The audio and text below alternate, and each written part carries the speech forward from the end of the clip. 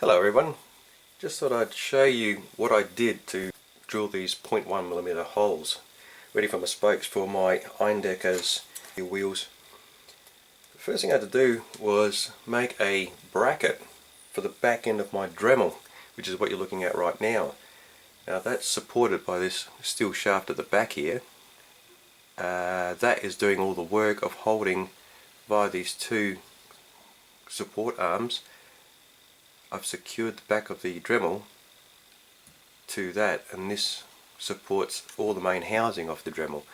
So the idea behind that was to stop all the back end vibration which was travelling down to the drill bit and vibrating it to a point where you couldn't see it. And what you're seeing here is a little bead hole drilling vise that I got off AliExpress. It's bolted to the base of the Dremel stand, and what this does is that it gets, basically you get a bead if you're making jewellery, necklace and all that, and you grab the bead like that on each side and insert it into these little brass fittings here on either side of the vice grip. You then tighten it up and then you drill one way and then you flip it with this handle that comes with it. It usually sits like that, but I've unscrewed this.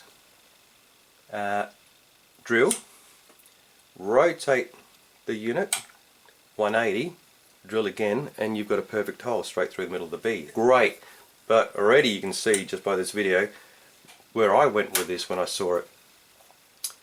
Using those pieces and a couple of pieces of ply and balsa wood sheet, which I sort of cut to the same shape as the rims that I need to drill, it couldn't close enough. I would run out of room. There's only so far it could go. So I got out the old 3D printer, a resin printer here, printed a sphere, made sure that each of the spheres had one of those legs on the back end of it, and then in the software cut it in half, put a little raised bed on each surface, just the same diameter as the inside diameter of the rim to hold it in place. So that's nice and secure, and as you can see it's right in the middle there, and it's really tight. Then I just got a little piece of brass rod, super glued it onto there. That shows me where to line up. That shows me where to line up the drill bit and make sure it's square to these two lines I gouged on the top of the thing. And I also printed a 36 segment pie chart in Illustrator and just cut it at about 21mm, super glued it onto the the end of this piece that rotates, and of course you can see there's a little line down there as an indicator. So there it is. So all I did then is that I drill a hole with my little tiny drill bits thing. So I've got my little tiny little 0.1mm drill bits. I only broke 5 of them, as you see. There's half of them missing. That was pretty good going.